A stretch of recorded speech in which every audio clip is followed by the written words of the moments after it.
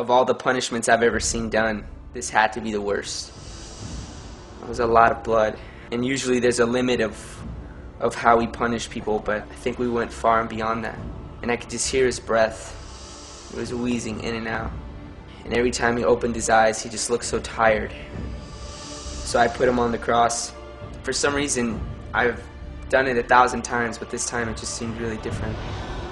Like it was wrong. Like I shouldn't be doing this right now. People were crying and people were yelling and mocking.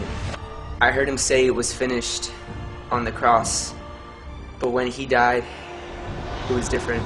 The sky was just dark and there was an earthquake and people were running scared, and it was almost like the earth was mourning. But I know there was just something different about that man. Something I'll never forget. A look in his eyes. Something about him. I wasn't one of the 12 that he called his disciples. I was there for everything. I saw all the miracles. I saw all the amazing things. I really just never made a decision. I kind of just stood on the fence. When they took him to the cross, it was really hard to watch. They beat him like I had never seen anyone get beat.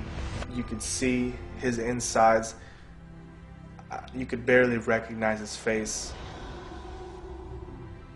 For a moment, I didn't understand why. I didn't understand what the reason was.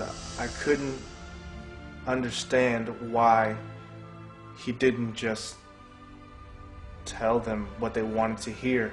Why he couldn't just say something. I know he's alive. I know he rose from the dead. I saw with my own eyes from the beginning to the end. I was on the fence, but I know right now in my heart that he rose and he is alive.